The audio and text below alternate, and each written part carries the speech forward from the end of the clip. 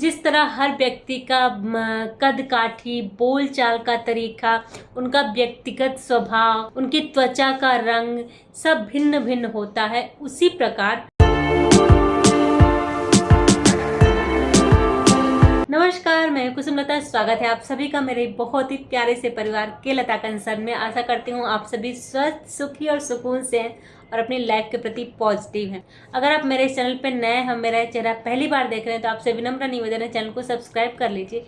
Video देखने के बाद वीडियो अच्छी लगी तो इसको अपने फ्रेंड्स और फैमिली के साथ शेयर जरूर करिएगा और मुझे कमेंट करके मोटिवेट जरूर करिएगा, क्योंकि आपका एक कमेंट और एक लाइक मुझे बहुत सारी मोटिवेशन देता है कि मैं और भी अच्छे अच्छे टॉपिक्स पे वीडियो लेकर के आपके समझ प्रस्तुत हूँ। तो आज का टॉपिक है know your body type. Body किस तरह की है उसको समझना। मैं अक्सर अपने वीडियोस में बात करती हूँ वात, पित्त, कफ, प्रकृति के बारे में, और हमारी बॉडी किस प्रकृति की है, हमारे बॉडी में क्या गुण है, ये सारी चीज़ों को समझना बहुत जरूरी। ये आयुर्वेद का बेस है।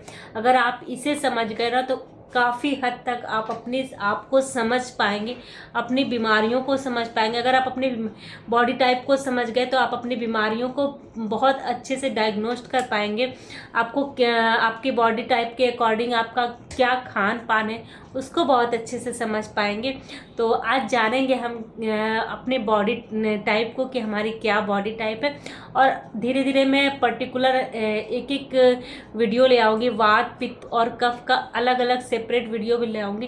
तो इस वीडियो में ओवरऑल हम सब जानेंगे हमारे बॉडी कितने प्रकार की होती है और हर बॉडी टाइप की अलग अलग क्या वैल्यू होती है, क्या गुण होते हैं। जिस तरह हर व्यक्ति का कद काठी, बोल चाल का तरीका, उनका व्यक्तिगत स्वभाव, उनकी त्वचा का रंग सब भिन्न भिन्न होता है, उसी प्रकार आयुर्वेद के अनुसार हर व्यक्ति की शारीरिक प्रकृति भी अलग अलग होती है। आयुर्वेद के अनुसार शरीर पंच महाभूतों से बना है और इसके 3 प्रमुख तत्व होते हैं, जिसे वात, पित्त और कफ का नाम दिया गया है। जब ये वात, पित्त और कफ सम स्थिति में रहते हैं तो ये तीनों को धातु के रूप में जाना गया है। वात धातु, कफ धातु, पित्त धातु। और यही जब विषम स्थिति में हो जाते, जब इनका बैलेंस बिगड़ जाता है तो इससे कई तरह के रोग उत्पन्न होते हैं और ये दोष के रूप में गिने जाते हैं। वात दोष, पित्त दोष और कफ दोष के रूप में गिने जाते हैं। हमारी शारीरिक प्रकृति का निर्धारण हमारे शरीर में मौजूद तीनों धातु, वात धातु, पित्त धातु और कफ धातु के आधार पर किया जाता है। जिसके शरीर में जिस धातु की अधिकता पाई जाती है, जिस व्यक्ति के अंदर जिस धातु की अधिकता पाया जाता है, मतलब जो दोष ज्यादा पाया जाता है, उसकी शारीरिक प्रकृति उस धातु की होती है, उस दोष की होती है। जैसे किसी के शरीर में कफ धातु का, कफ दोष की अधिकता है तो उसको कफ प्रकृति का माना जाता है, कफ दोष की प्रकृति का माना जाता है। किसी के शरीर में पित्त दोष की अधिकता है तो उसे पित्त प्रकृति का माना जाता है। किसी में वायु दोष की अधिकता है तो उसे वात प्रकृति का माना जाता है। आयुर्वेद में त्रिदोष सिद्धांत को आयुर्वेद की रीढ़ माना गया है। इन प्रमुख धातुओं के कार्य देख लेते हैं। सबसे पहले बात करते हैं वात की। तो वात का मतलब है हवा। हवा का मतलब होता है गति करना। तो हमारे शरीर में जो भी गति होती है, जैसे हमारा बोलना हुआ, चलना हुआ, मुंह से बोलना, कान से सुनना, नसों में रक्त संचार, मल मूल और वायु का निष्कासन, ये सभी क्रिया वात के कारण ही होती हैं। और दूसरा है पित्त।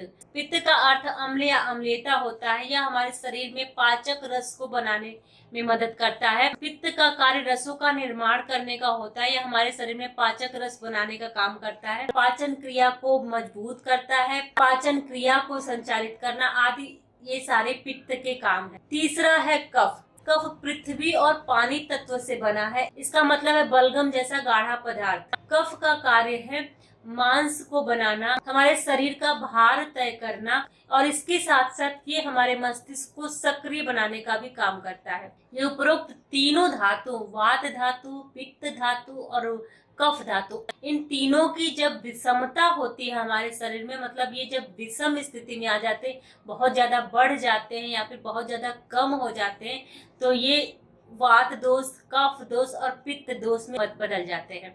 तो ये दोष का रूप ले लेते हैं। क्या संतुलन की स्थिति को ही त्रिदोष कहते हैं। जानते हैं वात दोष के बारे में। वात दोष क्यों होता है?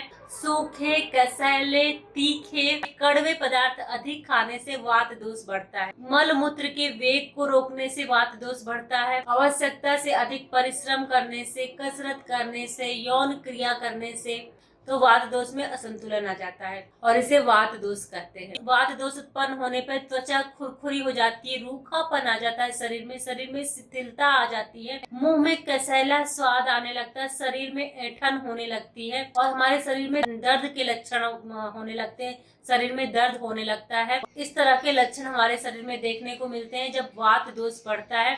तो अगर आपके शरीर में बहुत ज्यादा रूखापन है, ड्राइनेस है, तो आपको वात दोष की प्रॉब्लम है। अगर आपकी बॉडी में कहीं भी पेन हो रहा है तो वो वात की वजह से भी हो रहा है। कोई कहीं बॉडी में कहीं भी पेन होता है तो उसका कारण वात ही होता है, तो वहाँ का वात दोष बढ़ा होता है जिसकी वजह से वहाँ पेन होता है। और दूसरा है पित्त दोष। पित्त दोष बहुत ज्यादा गरम मसाला, मिर्च खाने की वजह से पित्त दोष की समस्या बढ़ती है। बहुत ज्यादा गर्म, मसालेदार, नमकीन, चटपटे पदार्थ जो लोग खाते हैं उनको पित्त दोष की समस्या हो सकती है। इस दोष के होने से मुंह का स्वाद खट्टापन और तीखा हो जाता है। शरीर में बहुत ज्यादा पसीना आने लगता है, बेहोशी होने लगती है और शरीर में जलन होने लगती है, हाथ पैर के तलवे में जलन होने लगती है अगर आपको पित्त दोष बढ़ता है तो। और नेक्स्ट है कफ दोष। बहुत ज्यादा चिकनाई वाला पदार्थ खाने से, वसा युक्त भोजन करने से, आलस करने से, पूरे दिन सोए रहने से, कोई शारीरिक क्रिया ना करने से कफ दोष की समस्या उत्पन्न होती है। बहुत ज्यादा ठंडी चीजों के सेवन करने से या ठंडी जगहों पर रहने से भी कफ की समस्या होती है। इस दोष के उत्पन्न होने से मुंह में नमकीन जैसा स्वाद प्रतीत होता है, डाइजेशन आपका स्लो हो जाता है, भूख नहीं लगती है आपको, त्वचा में पीलापन आ जाता है और वजन भी बढ़ने लगता है आपका। ये तो हुए त्रिदोष। हमारे शरीर में 3 तरह के दोष पाए जाते हैं और इन्हीं का बैलेंस हमें बना के रखना पड़ता है। जब ये कम या ज्यादा होते हैं तब हमारे शरीर में विकृतियां पैदा होती हैं, रोग पैदा होते हैं। अब जानते हैं इसके प्रकार कितने। त्रिदोषों के प्रकार को जानते हैं।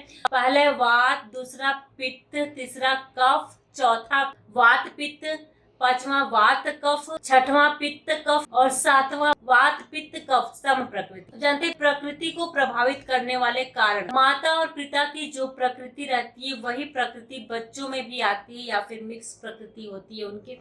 कुछ माता की प्रकृति, कुछ पिता की प्रकृति। इस तरह से माता और पिता की प्रकृति से भी बच्चों की प्रकृति निर्धारित होती है। माता का जो भी आहार विहार है, जो वो खान पान करती है, उसके अकॉर्डिंग भी बच्चे की प्रकृति होती है। माता की अवस्था, उम्र जो होती है उसके अकॉर्डिंग भी बच्चे की प्रकृति डिपेंड करती है। पंच और महाभूतों के विकार की वजह से भी होती है। अगर पंच महाभूतों में कोई विकार आया है वो हमारी प्रकृति को प्रभावित करती है। अब जानते हैं कि सर्वश्रेष्ठ प्रकृति कौन सी है। तो सबसे अच्छी सम प्रकृति होती है। वात, पित्त, कफ तीनों अगर आपका बैलेंस है तो आपकी वो सबसे अच्छी प्रकृति होती है, जिसे सम प्रकृति कहा जाता है। फिर कफ आता है, फिर पित्त आता है, फिर वात आता है, फिर द्वंद्वज प्रकृति आती है। अब जानते हैं कि अपने शरीर का परीक्षण कैसे करें, कैसे जाने कि हम वात प्रकृति के हैं, पित्त प्रकृति के हैं कि कफ प्रकृति के हैं। आयुर्वेद के अनुसार हमारा शरीर एक निश्चित प्रकृति का है। हमारे शरीर की बनावट, हमारा स्वभाव, हमारी आदत, इसके अनुसार हमारे शरीर की प्रकृति निर्धारित होती है। अपने शरीर की प्रकृति का निर्धारण हम स्वयं इन लक्षणों को समझ करके कर सकते हैं। तो पहले बात करते हैं वात प्रकृति की। अल्प केशः, कृशो रुच्छो, वाचालश्च मनसः, आकाशचारी, स्वप्नेषु वात प्रकृति। वात प्रकृति को नर। कम बाल वाला, दुबला पतला, रूखापन, ज्यादा बोलने वाला, मन से चंचल होता है और सपने में आसमान में उड़ने वाला, इस तरह के लोग वात प्रकृति के होते हैं। और दूसरा है पित्त प्रकृति। अकाले पलितेर व्याप्तो, धीमान स्वेदी चरोषण, स्वप्नेषु ज्योतिषाम, दृष्टा पित्त प्रकृति को नरः। बालों का समय से पहले सफेद होना, बुद्धिमान, अधिक पसीना आना, गुस्से का स्वभाव, सपने में तेज रोशनी को देखना, ये लोग पित्त प्रकृति के होते हैं। तीसरा है कफ प्रकृति वालों के लक्षण, गंभीरम बुद्धि स्थूलम अंग स्निग्ध केशो महाबल स्वप्ने जलाशय लोकी। कफ प्रकृति को नर, कफ प्रकृति वाले गंभीर स्वभाव के होते हैं, मोटापा होता है, स्वस्थ होता है, अच्छी शरीर होती है उनकी, घने काले बाल होते हैं, ताकतवर होते हैं और सपने में वो पानी को देखते हैं। तो ये तो हुई आपके शरीर की प्रकृति के लक्षण। आप किस प्रकृति के इन लक्षणों को देख के आप समझ सकते हैं। अब अपने शरीर की प्रकृति को जानने के बाद शरीर की प्रकृति के वर्धक जो भोजन है उनको या तो कम कर दे या तो बंद कर दे, तो उनके बारे में जानना आवश्यक है। और इसके साथ ही इन दोषों के समनकारी भोजनों को करना भी आवश्यक है जो इन दोषों को खत्म कर सके। तो वर्धक और समनकारी दोषों के जो भोजन है उनके बारे में अब हम बात करते हैं। तो वातवर्धक भोज्य पदार्थ क्या है? तो वातवर्धक भोज्य पदार्थ में जैसे आलू से बने हुए पदार्थ, गोभी, छोले आदि, ये सभी वातवर्धक है, आपके शरीर में वात दोष को बढ़ाते हैं। और वात समनकारी चीजों में जो वात दोष को कम करता है, बैलेंस करता है जो वात दोष को, उसमें है मेथी दाना, दालचीनी, गर्म पानी, शुद्ध तेल, चूना, दही, छाछ, फल, सब्जियों का रस और रेशेदार भोजन, ये सभी वात को समन करने का काम करते हैं। तो जो लोग भी वात प्रकृति के हैं वो इन चीजों को देख सकते हैं कि उनको क्या चीजें कम करनी है और क्या चीजें अपनी डाइट में बढ़ानी है। दूसरा है पित्तवर्धक चीजें।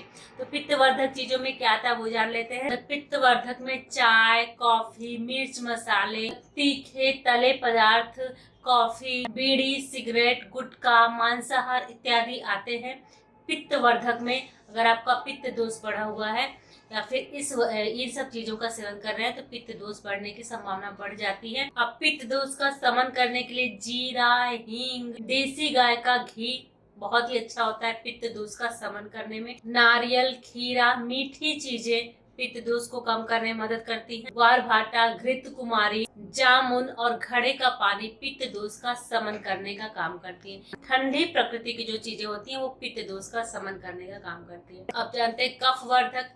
कफवर्धक में आता है, कफवर्धक में दूध, मलाई, चावल, पनीर, केला, कुल्फी तथा तले हुए पदार्थ, ये सारी कफवर्धक चीजें कफ दोष को बढ़ाती हैं ये सारी चीजें।